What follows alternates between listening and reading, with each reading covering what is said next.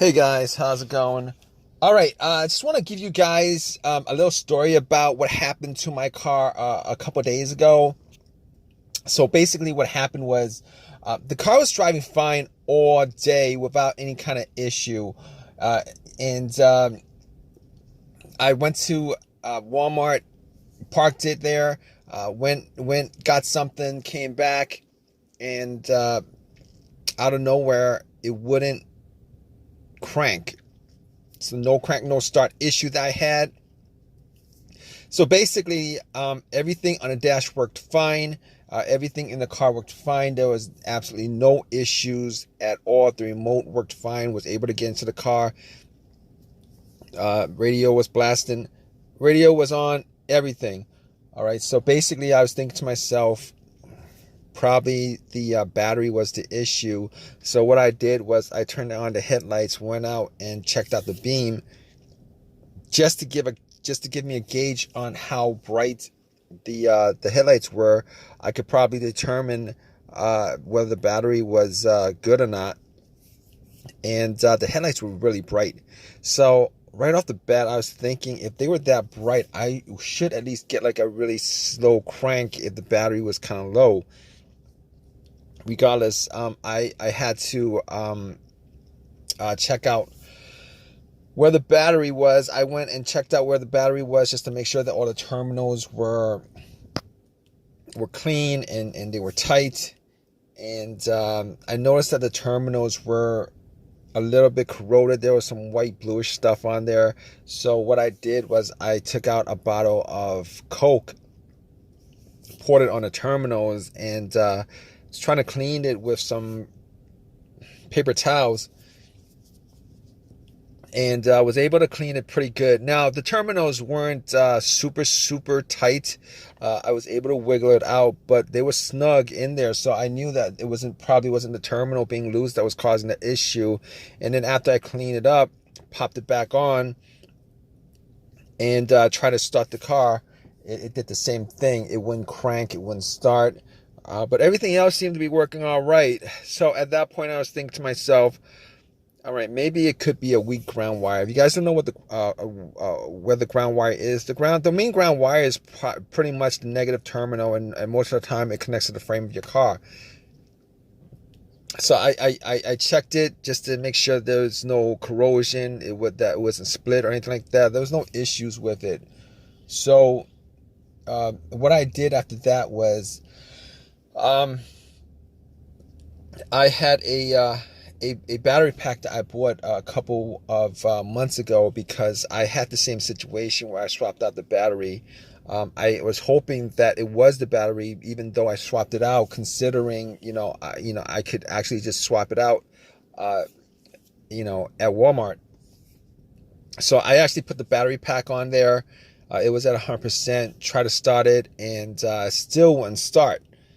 So at that point, I knew it was probably not the battery. And even though, I didn't think it was the alternator, I could probably just at that point rule out the alternator, because if it was the alternator, the car would have at least slow cranked, or I would have been able to start it. And then once I took the battery pack off, it would have just died out. So at that point, I was able to rule out a bunch of stuff. I was able to rule out the battery, the ground cable, and the alternator, even though that probably wouldn't have caused the issue. So after going through that, I was thinking to myself, could it be something? Could it be the car's computer ECU? Because I did see a check engine light on my dash, and that check engine light was there. It's been there for a while, and I believe it was for a O2 sensor issue. Now, I did have an OBD2 that I bought from Walmart, and it was a $19 OBD2, one of the cheap ones, and I pretty much hooked it on to my OBD port, and try to make sure that I was actually getting a connection between the car's computer and the car itself. It did scan all the way through. Now I'm pretty sure that that the OBD2 wouldn't actually pick up anything that would cause a no crank, no start situation for the most part, except if if if the car's ECU, the car's computer was, for some reason separated from the car. For what reason, couldn't communicate with the car. But anyway, regardless, I actually plugged it in. It scanned all the way through. Only code that popped up was the aux02 sensor code, and at that point, I was pretty sure that it wasn't anything to do with the car's computer, any codes that would cause it, and I actually had to move on to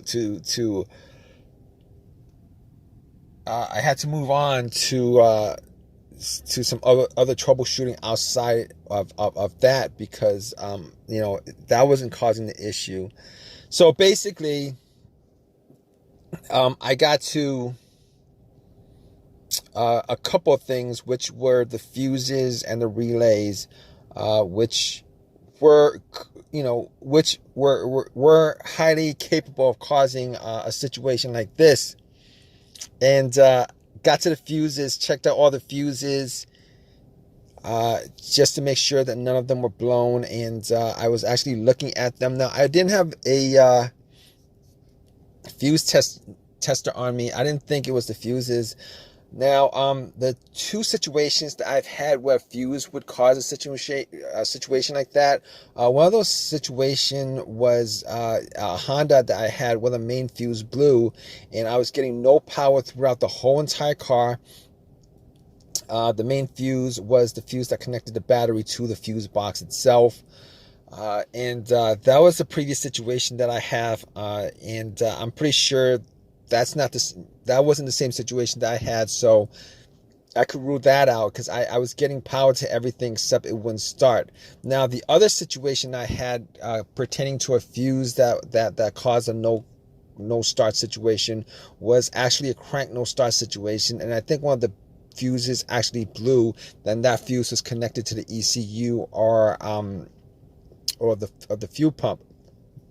And I remember once I changed out that fuse, the car would crank, but it wouldn't stop. Once I changed out that fuse, it was able to start up.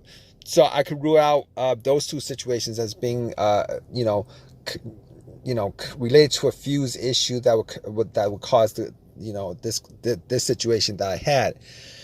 So, so basically, I could rule those things, the fuses out, and the fuses were pretty clean. I didn't smell any kind of burnt smell, and didn't see any kind of brownish, anything brownish, and a brownish appearance on top. So at that point, I was able to kind of rule out the fuses, not at 100%, but I was able to rule out the fuses for the most part. So basically, at that point, I had a situation where I was maybe, it could have been the relays or the starter. That's what the two situations that came up. But I didn't think it was the starter, because I did switch out the starter about, I would say I switched out the starter about 1.5 years ago, and that was, it seemed like it was a starter issue, but I didn't really want it to be a starter issue, considering I only put maybe like 20,000 miles on my car, and I think they should last a lot longer than that. But anyway, before I even went there, I looked at the relays, just to see whether they had issues or not. Now, I couldn't make out whether the relays had issues, but I did get to the starter relay. I pulled it out. It looked like it was a bit dirty or whatever, but I had some rubbing alcohol, put it on some paper towel, and wiped the connectors, put it back in, try to start it. It really didn't do anything.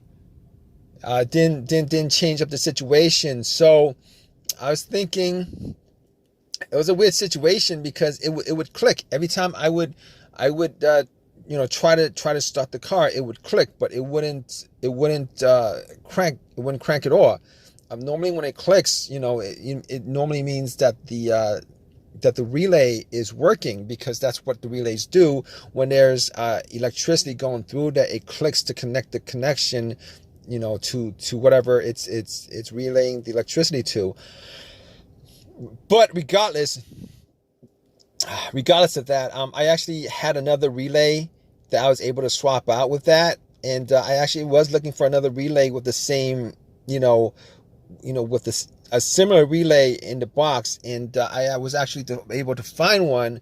And what I did was I took that relay out, and I swapped it with with the other relay, and I went back and tried to start it, and guess what? Bam! It started up. It worked without a problem. And at that point, I knew that it was the relay that was the problem. All right. So it was a pretty easy fix. I drove to AutoZone, which was within that whole shopping center. Swapped out the relay, and that was like 3 days ago. Haven't had a situation since. I've been driving the car, turning it on, off, for 3 days. Haven't had that situation at all. So just want to give you guys, just gonna give you guys that story of a quick fix that I had of my car. If you guys are in the same situation, you guys watching this video, hopefully you guys have an easy of a fix as I had on my car. You guys have a comment, leave your comment in the comment section. Please give me a thumbs up. Please subscribe. And like I said, if you guys are in the same situation, just go through the steps that I went through as far as trying to figure out, the situation with my car. And, you guys should be good as far as troubleshooting and diagnosing your particular problem. Take care.